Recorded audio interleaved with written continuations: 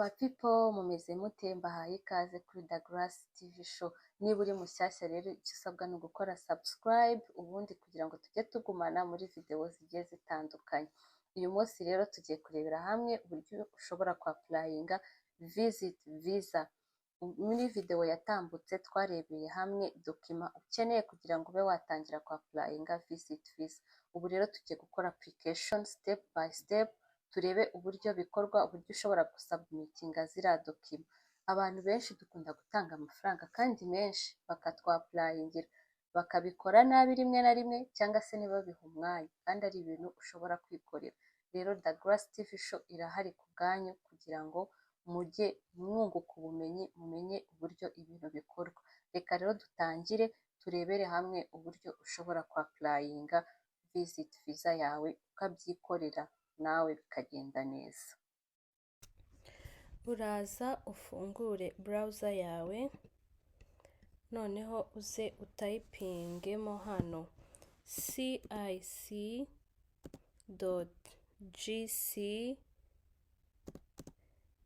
cic.gc.ca. noneho tumanuke uze hano kuri immigration and citizenship, uklikeho uscrolling hasi. Kuko tugiye ku applyinga visit visa, rero uraza hano apply for visit visa or electric travel bla bla bla, uklike hano kuri visit. Urahita ugera kuri ino page, noneho hari handitse apply for a visit visa, hari handitse visit visa for worker and students. Ni ukuvuga ngo hano muri apply for a visit visa harimo in details ugomba ku applyinga, ibyo usabwa byose, who is eligible. Twe rero turahita twizira hano handitse visit visa for workers and students, uklikeho tumanuke hasi. Izi details rero byaba byiza ugiye ku applyinga ukabanza ukazisoma, ukamenya in details ibigiye birimo, ibisabwa, igihe bifata. Mbese hano baba bagenda bakubwira umuntu uza muri detaye. Rero kugira ngo video itaba ndende ndahita niyizira hano kuri create account or sign in. Uranyihangana mfite aka grip. Turahita tugwa kuri page imeze gutya, hanyuma duscrolling tumanuke hasi. Urabona hano hari handitse sign in or create an account. Kwa rero tugiye creating account ari ubwa mbere, turizira hano kuri register for account. Ariko usanzwe ufite konte waza hano kuri gck username and password. Turaza hano kuri register for an account.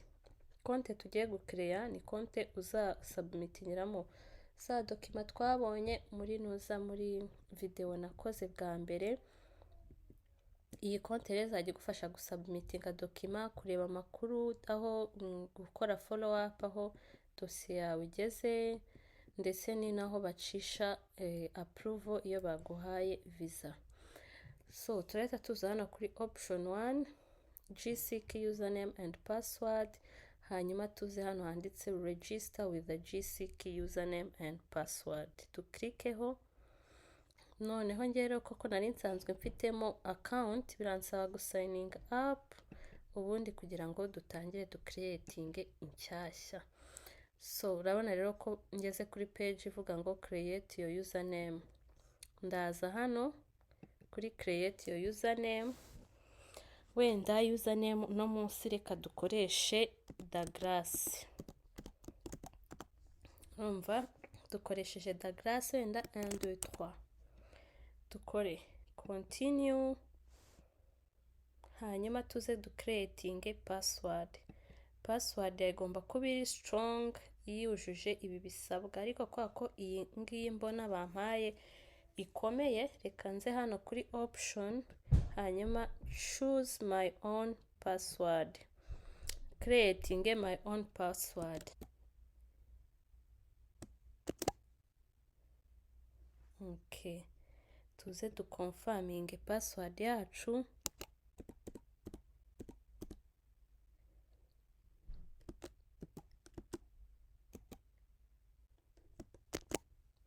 Okay, noneho dukore continue. Tumaze noneho rero umaze gushyiramo password yawe, baguhereza create recovery questions, answer and hints. Ibi bibazo rero bigufasha kugira ngo mu gihe wenda konti yawe account yagize ikibazo, ibi bibazo byagufasha kurikavaringa konti yawe byoroshye. Ni ukuvuga ngo ugomba kubyandika ahantu kugira ngo bize kuza kugufasha ikindi gihe uzabyibuke. Turaza hano noneho turebe ibyo twashobora gusubiza. Uwo scrolling ukamanuka ukareba ikibazo ushobora kwibuka. Reka wenda dushyiremo what was my favorite subject in school. Okay, noneho nze hano kuri my recovery answer wenda nshyiremo math. Noneho uze hano kuri my memorable person, reka wenda nshyiremo my son Declan. Tumanuke hasi my memorable person hint, wenda reka nshyiremo Karine. Ushyiramo ibintu ushobora kwibuka, byaba byiza ubyanditse ku gapapuro.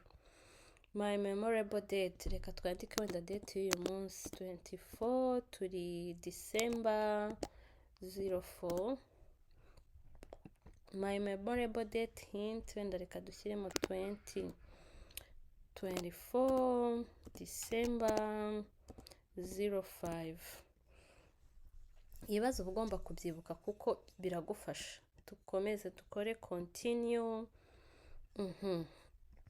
Aha rero batubwiye gucreating iki? Gucreatinga email. Ubwo ariko ko nsanzwe mfite email, ngiye gukoresha iyanjye. Ubu kuvuga ngo mu gihe ikonti yawe ishaka ko yagize ikibazo cyangwa se nje muri konti, iyi ni option account recovery baguha kugira ngo bajye bakohererezaho password. Kangiye rero hano ndakoresha email yanjye nari nsanzwe mfite. Utayifite byagusaba kubanza gucreate email.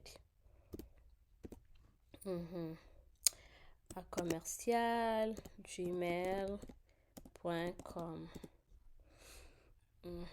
Tukaverifiya neza kariyo confirm email address, ukayikonfaminga. Okay. Alright. Ukareba noneho ko email yawe imeze kimwe, hanyuma ugakora hano kuri continue. Iyo ukoze kuri continue rero bahita baguha proceed with confirmation. Ni ukuvuga ngo iyi confirmation ndahita mbona kuri telefone yanjye confirmation yuko nafunguye konti. Kuba base bambwira ngo GC key sign up complete. Ni ukuvuga ngo banyoherereje inuza code kuri email inyereka ko nafunguye. Icyo nkora ndaza hano kuri continue, hanyuma nandikemo ya confirmation code bampaye kuri email yanjye. Ko mfite telefone hano rero reka nyirebe hanyuma dukomeze. Nze hano nyitayipingemo KV kabiri, hanyuma nkore kuri continue. Okay, email recovery complete. Hanyuma dukomeze. Ubu email yanjye bayiverifyinze birakunze. Hanyuma icyo turakora, please select continue to proceed. Dukore continue.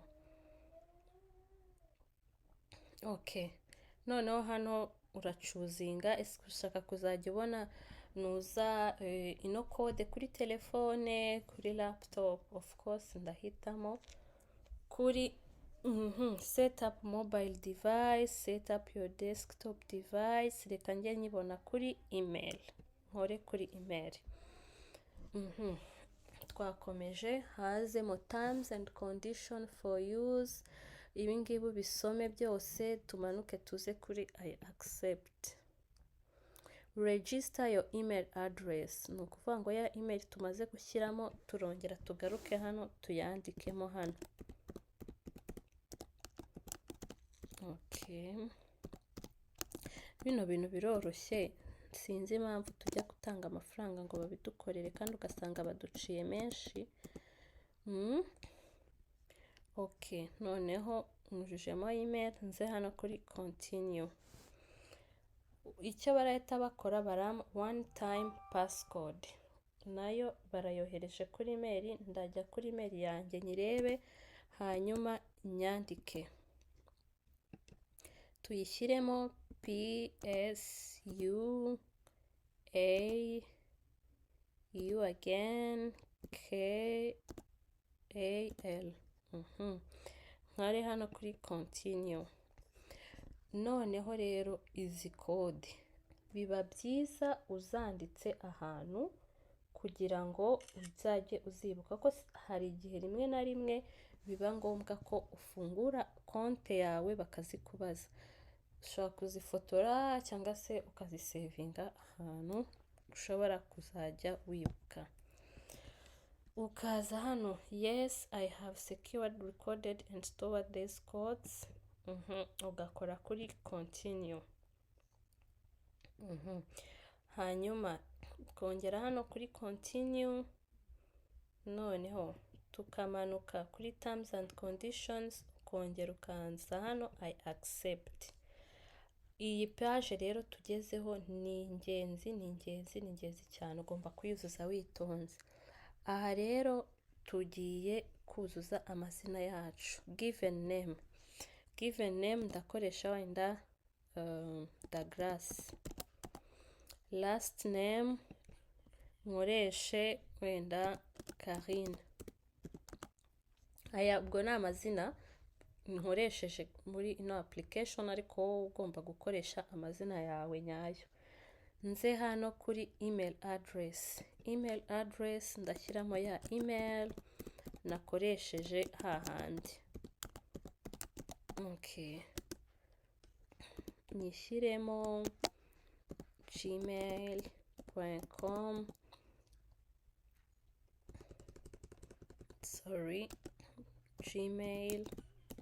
gmail.com. Hanyuma preferred language of notifications, hano selecting reka dushyiremo English kuko abantu benshi niyo bumva. Hanyuma checking given name, last name, email address wayishyizemo, language watoye icyo rurimi, hanyuma dukore continue. Twagiye. Ahangaha rero no gucreatinga security questions. Izi security questions mu gihe cyose ufunguye konte yawe bagomba kuguha security questions imwe muzo wa creatinze kugira ngo bamakinge sure ko ari wowe winjiye muri konti. Byaba byiza rero nazo uzigize uzanditse ahantu kugira ngo zikorohere. Rero reka wenda ducreatinge dushiremo wenda security question, wenda ushobora gushyiramo what is your first name, wenda ushyiramo ibintu ugomba kwibuka. What is your first name, wenda ushyiremo David. Ukaza ugashyiramo what is your favorite car, wenda ugashyiramo Benz.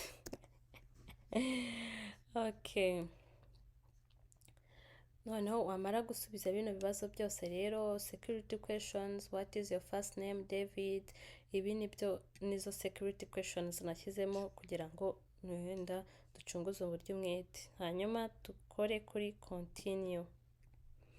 Urabona ko rero hano tumaze gucreatinga konte yacu, Douglas Karine's account. Urumva iyi konte uba ugomba rwose kuba uyifite kugira ngo utangire gusaba visit visa. Iyi konte niyo bacishamo informations zose, niyo submitingiramo za document, niyo bagusubizamo ama biometric, ibintu byose ufata babicisha hehe? Babicisha muri iyi konte uba wakreye. Urabona hano rero haje start an application, apply to Canada. Koko tugiye ku applyinga, reba refugee, citizenship, hose ahangaha niho abantu bose bacu. Nuko twe turaza hano kuri apply to come to Canada. Tumanuke scrolling, please enter your personal reference code. usanzwe ufite usanzwe ufite account aribwo ukizamo ushyiramo hariya kode yawe, ariko twebwe reka twimanukire tuze hano kuri visit visa study or work permit. Tujye hano, nukirika hano rero baraza baguha ibisubizo. Ibi bisubizo uba ugomba kubisubiza neza kugira ngo urebe niba uri eligible yo kwapurayinga visit visa. Twagiye tubitangire. What would you like to do in Canada? Uze hano wenda tuvuga ati for visit. None how long are you planning to stay in Canada? Ugomba kubishyiraho kwa ko ari visit visa rero igomba kuba iri munsi y'amezi 6. Tuze hano less than 6 months. Select the code that match the one of your passport. Noneho uze urebe igihugu cyawe, kubera ko rero twebwe turi gukora nk'abantu bari kwapurayinga hehe mu Rwanda, turaza dushake nuza yacu yo mu Rwanda. Rwandan passport. What is your current country or territory of residence? Uze usubize hano. Of course ni turi Abanyarwanda. Uze nanone uscrollinge ushake nuza y'igihugu cyawe, hanyuma ushyireho Rwanda. Alright. Tuze hano kuri kino. Do you have a family member who is Canadian citizen or permanent resident? Hano ndashyiraho no. Niba ari yes, ubwo urashyiraho yes. What is your date of birth? Hano uze wuzuzemo birth yawe. Wenda reka nshyiremo wenda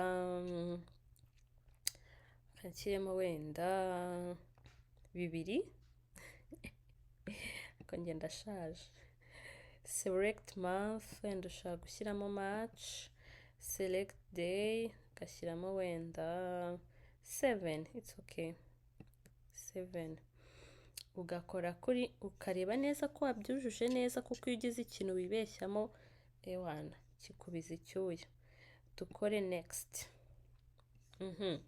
Find out if you are eligible. Urumva? Noneho have you lived in Canada as a permanent resident or landed immigrant? Ndashyiramo no, kubera ko ari ubwa mbere ndaba ngiye kujya muri Canada, hanyuma nkore next. Are you a lawful permanent resident of the United States with a valid US citizen, blah blah? Ndashyiramo no, kuko sinigeze njya muri US. Niba waragiye urashyiraho yes, ariko ikintu cyose washyireho yes, ari ahantu uba ugomba gutanga dokima igaragaza ikintu runaka. Dukomeze. What is your marital status? Tuze twuzuze hano. If you are married urashyiraho married, niba uri single urashyiraho single. Okay, niba uri open turacuzinga. Reka ubu ngubu rero muri no dosiye dokima dukoreshe single. Dukore next. Okay, nako hano twuzuze hano. What is your province or territory of destination? Ibino byose ubisome. Uze hano urebe ahantu ushaka kuzajya. Reka ubu ngubu nkoreshe my favorite, nkoreshe Quebec. Dukore next.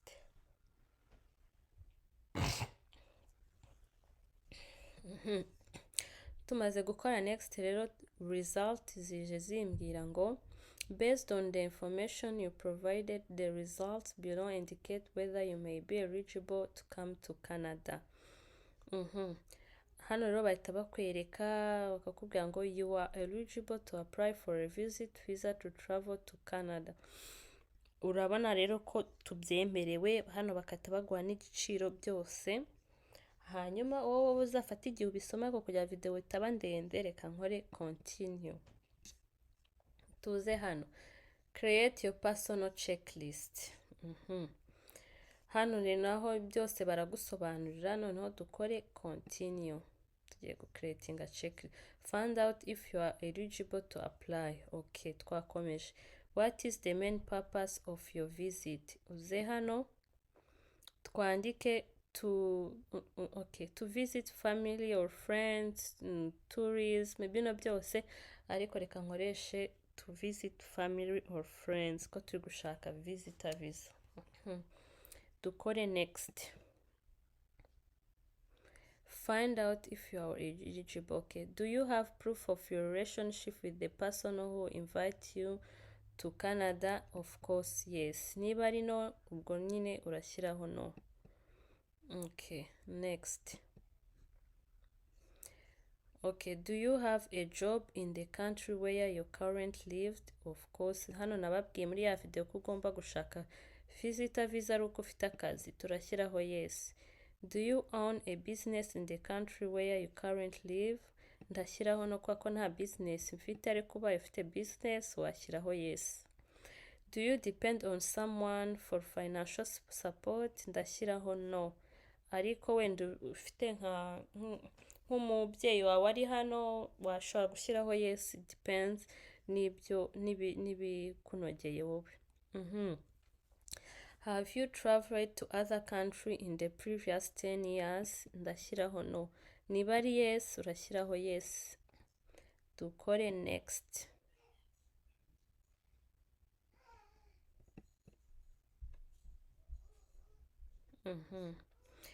Are you accompanying a family member that has status in Canada?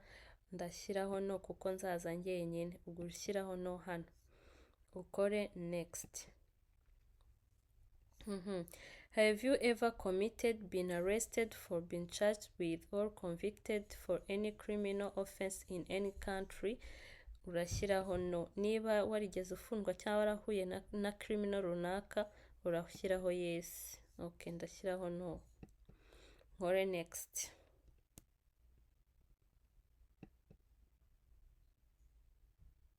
Okay. Have you had a medical exam performed by RCC authorization panel? Hano ndashyiraho no kuko ntayo nakoze. Nkore next. Do you want to submit an application for a family member? Okay, ubaye mushaka gukora muri babiri mukakorera muri account imwe, hano ushobora gushyiraho yes, ariko kwa ko ntawe ndi njyenyine ndashyiraho no. Then next. Are you giving someone access to your application? Ndashyiraho no kuko ni account yanjye, nta muntu ngomba guha access, ariko uramutse ushatse kugira umuntu uha access washyiraho yes. Nkore next. In the past 10 years, have you given your fingerprint? Ahangaha niba waratanze fingerprint urashyiraho yes, ariko kwa kari ubwa mbere turashyiraho no. Dukore next. There are fees associated with this application. Uzaba able yo kuyishyura ibintu nk'ibyo? Of course, ugomba gushyiraho yes. Yes, I'll be paying my application fees. Ukande next. Are you able to make a digital copy of your document with a scanner or camera? Of course, yes. Dukore next. Will you be paying your application fee online? To pay online, you can use a credit card. Ibiki byose yego turi able. Tukande next. Okay, noneho hano rero uhita ureba ahasa zawe zose ibyo wasubije habaye harimo icyo wibeshye, usubira inyuma ukagikosora. Wamara kureba neza ko wabisubije neza, ugakanda hano kuri continue. Iyi tableau rero bahita bakwereka kugira ngo ugere kuri etape ya nyuma ibyo ugomba kuba wabanje gukora. Ni ukuvuga ngo step ya mbere ni ugukoresha konte, ya kabiri ni ugusevinga, ya gatatu ni uku-uploadinga, iya kane noneho ni ukwishyura, ubundi ugakomeza. Wowe wafata umwanya ukabisoma nta kibazo ukareba. Noneho twebwe turahita tuza hano kuri continue. noneho bagiye kukwereka, noneho iyi ngiyi noneho ahangaha niho ruzingiye, niko navuga. Mugiye kureba ko za dokima zose nababwiye muri videwo ya mbere yabanje, ndaza gushyiraho link hasi, utarayirebye ake kuyireba. Ni ukuvuga ngo izi dokima nizo dokima ukeneye kugira ngo submitinge visit visa yawe. Dokima ya mbere ukeneye iyi fomu yitwa IMM 5257. Ni ukuvuga ngo nayo uraza ukayapulodinga hano. Turaza kuyicamo n'iya fomu nigeze kubabwira uwuzuza mbere yo kuza muri Canada. Uzakenera pasiporo. Ni ukuvuga pasiporo yawe uzaza uyapulodinge hano. Invitation letter nayivuzeho, uzaza uyapulodinga hano. Proof of means of financial support nayo nayivuzeho, byose uzaza ubyapurayinge hano. Reba digital photo, purpose of travel, family information, ya fomu yindi twayivuzeho nayo, proof of relationship, byose urabona ko izi ari za dokima navuzeho. Hano haze optional document. Izi zo ni option, ushatse wazuzuza cyangwa ntuzuzuze, hanyuma nazo ukazapulodinga. Tukagira fees, visitor visa, kuyapurayinga ni $100, cards urumva uba ugomba gufata na biometric ni $85. Ni ukuvuga ngo muri totali yayo ni $185. Iyo umaze rero kwa uploadinga ziriya dokima, nta kindi kiba gisigaye, ukanda submit, ukaba urangije application yawe. Ubu murabona bitoroshye we, ibi bintu uza amafaranga abantu baturya bakakwapurayingira kandi nawe ari ibintu ushobora kwikorera. Urumva ibyo koko aba ari byo. Ya fomu sasa, okay, download. Ubu se ndi wifungure ikondera, kandebe ko ndi wifungure. Okay, ngiyi irafungutse ya fomu. Ikora urayidownloadinga ukayuzuza, nuko ndi kugira mbereke hano ukuntu iba imeze. Application for visit visa temporary resident, ukayifungura rwose ukayuzuza, warangiza ukagenda ukayisubmitingamo hariya. Ubu se murabona bitoroshye? Ni ibintu biba byoroshye cyane, ahubwo nuko tuba tutazi ngo bikorwa bite. Rero murakoze, Imana ibahe umugisha. Niba ukunze ino video, please subscribe, hanyuma umpe ibitekerezo muri comment, yaba icyifuzo se cyangwa se icyo naba nibagiwe, njyewe ndi ready yo gusubiza ibibazo byanyu. Murakoze rero, Imana ibahe umugisha. Bye.